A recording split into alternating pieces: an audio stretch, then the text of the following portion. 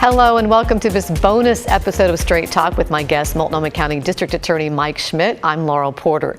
We have so many things to talk about. We ran out of time in our main episode of Straight Talk. I hope you'll check out that episode. But the DA generously agreed to stay for a few more questions. Thanks again for being here, DA Schmidt. We appreciate it. Yeah. And I want to ask you a question that viewers have asked me to ask you, and it's about Kiren Horman. And for people who are new to the area, let me just tell you a little bit about it. Kiren was a second grader. He disappeared June 4th, 2010. From Skyline School. He's never been seen since. No body's been found, no arrests have been made. And they want to know if you are willing to start a task force with the Multnomah County Sheriff's Office to take a fresh look at this case.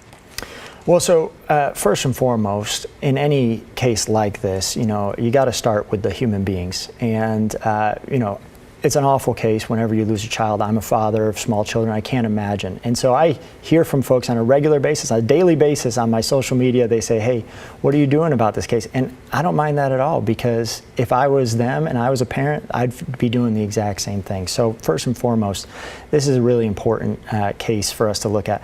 The investigation's ongoing. It has not stopped. In fact, I remember when this happened, I was a deputy district attorney in the Multnomah County District Attorney's Office in 2010.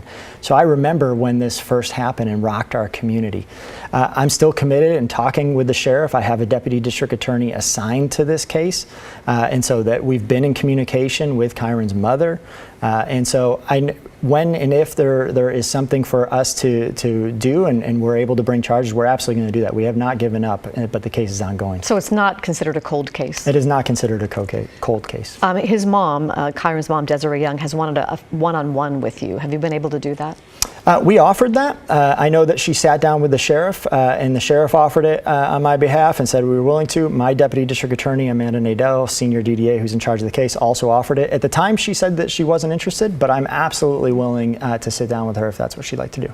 Governor Kotek has started a task force, a Central City task force, to try to revive downtown Portland. And the mayor has asked for 96 Oregon State police officers to help crack down on crime. You're on the committee. What are you going to do as prosecutor to try to revive downtown? Well, I'm very grateful and excited that the governor's bringing this type of attention to downtown. It's sorely needed. In fact, I was just advocating with her office to get an investment of $400,000 allocated to Clean and Safe so that we can expand foot patrols and things around the hotel area. So I'm excited to have that happen in the short term. As the prosecutor, I absolutely believe that we need some more police officers out there to investigate cases, to be seen. Some of the challenging things that I've encountered as a district attorney is not having those cases come to my office. In fact, we're only receiving about a third of the misdemeanor cases that used to be referred to our office pre-pandemic from Portland police. So I think it's clear that they need some assistance and some help. State troopers was what the mayor proposed. He and I had talked about that previously. I think state troopers can do fantastic work, especially around traffic patrols. They are very good monitoring our highways, keeping us safe while we drive. They can do DUI investigations and help us with those prosecutions. We've seen an increase of fatalities on our streets. Having that help would certainly make a difference in making our driving more safe. What are the chances that the mayor gets what he's asking for? Well, you have to ask the governor that. It's her resource. I do know from my time working at the state that the Oregon State Police are stretched pretty thin themselves across the state. For example, I know in Josephine County, they talk about having maybe one trooper on call at any time for patrolling the area of a size about Rhode Island. They are also stretched thin, but of course, if the resources were available, we would gladly accept them. One of the things that you and I have talked about and would be part of this making Portland safer is the retail theft and auto theft task force that you have. Can you tell us a little bit about that? Yeah, absolutely. So on the auto theft side, first of all, Portland police have been doing a great job. They partnered up with OHSU, some scientists. They came up with an algorithm, and they are doing fantastic work at detecting people who are driving stolen cars. I got the city and the county to put in resources into my office to have a dedicated prosecutor, and we're seeing in 2023 stolen cars are down 20% from where they were in 2022, and we're seeing big cases come. We're making those cases. In fact, we had one that I think started and ended within 12 days where we made the arrest, we made the bust. 12 days later, that individual accepted his prison sentence and went to the Department of Corrections. On the retail theft side, Similarly, we're making progress. We're working with loss prevention officers around the region, talking to stores, both big and small, who have been victims of theft. We're making some big cases in terms of having a lot of interactions with people and making a lot of arrests. We're prosecuting those cases. I think what I like about both these task forces is they are focusing on real problems that are facing Multnomah County, but also when we do that, people who are engaged in auto theft and retail theft are engaged in other things too. They're engaged in selling drugs. They're engaged in working with guns and doing robberies and burglaries. So we're seeing some of these cars and retail theft busts coming with fentanyl in them, coming with guns that we're taking off the streets. This is going to depress crime across the board, not just in those two areas. I want to ask you about a program you mentioned in our main episode of Straight Talk, and the acronym is MAPS. It's Neighborhood Prosecutors. It stands for Multnomah County District Attorney's Office Access Attorney Program. MATS is a lot easier to say. The idea is to get attorneys out of the office, out into the communities. There is some pushback from people who support you, progressives, who say it's a return to old school prosecutions. It's just putting more prosecutors out there. Well, so, again, I think, I look at what works. That's really what drives me. And so when I'm hearing from community members is they want very specific things, but those things are local. So for example, St. John's is facing different issues than Rockwood, right? One could be retail outlets and stores having their windows smashed.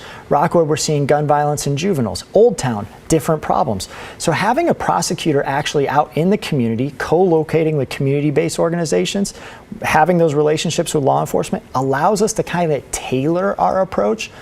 Most of prosecution traditionally is very reactive. Police officers make an arrest in the field, they send us the case, we look at it and say, yep, we're going to file charges on this case. This gets us to be more proactive. We can help get certain situations like street corners that might not have enough lighting. We can work with the city and say, hey, we need PMO to come out here and help get some more lighting or fences and things of that nature. If there's a specific individual that maybe they're not committing crimes, or we suspect maybe they are committing crimes, but they're on parole and probation, our prosecutors can call the parole and probation officer and say, hey, have you checked in with your client lately because we're concerned of some things. They also do the other side of things, and this is where I think people are pretty excited. They work with community groups to help people get expungements, help people get their records clear, because I hear from a lot of community members who want to get the job. They've earned their expungement, they've done their time, they haven't committed a new crime in 5 years or so.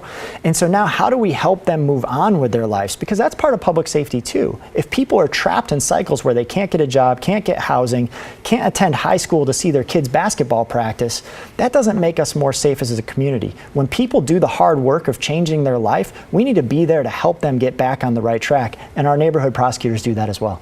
I want to talk to you a little bit about some criticism leveled at progressive prosecutors in an op-ed piece in the Chicago Tribune in mid-August. A number of former and current U.S. attorneys, including former Oregon U.S. Attorney Billy Williams, wrote an op-ed titled, "So-Called Progressive Prosecutors Have Failed in Their Responsibility to Follow the Law."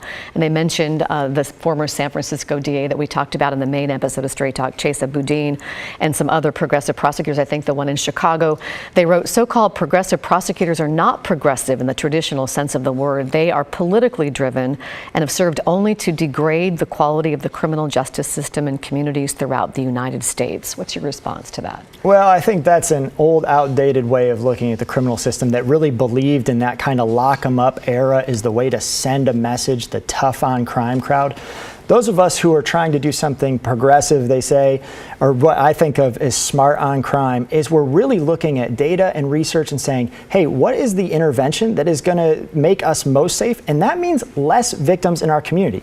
When we see people coming out of prison and committing new crimes, new victims in our community at 50% rates, and yet I can put you in a treatment court program and we have less than 10% rates, I challenge anybody to argue with those results. So if you really care about community safety, you should be curious about what does the research say. And again, we know nationally or internationally, the United States is an outlier in how much we incarcerate our own population. Other countries have figured this out a long time ago. We can make our communities more safe without that old 1990s era tough on crime stuff. When we talk about gun violence, your office has partnered with OHSU to look at gun violence from a health perspective. And I understand a review commission is looking at past closed cases. How do you hope that helps?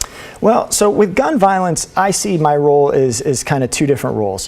One is the preventative side of things, and one is the more reactive side, the traditional prosecution side. On the preventative side of things, we want to look at these older cases and say, where did we miss an opportunity? People who are either shooters in our community or people getting shot at are frequently have many touch points in the education system. Did they drop out of school early? In the healthcare system, were they meeting their mental health needs or not? Were those things going untreated? In the criminal system, were there other smaller signs? So what we want to do with OHSU is look at those cases from the front end and see, looking across our systems, were there flags, were there warning signs? The epidemiological approach, I can't even say it. That's a tough word. That's a tough word.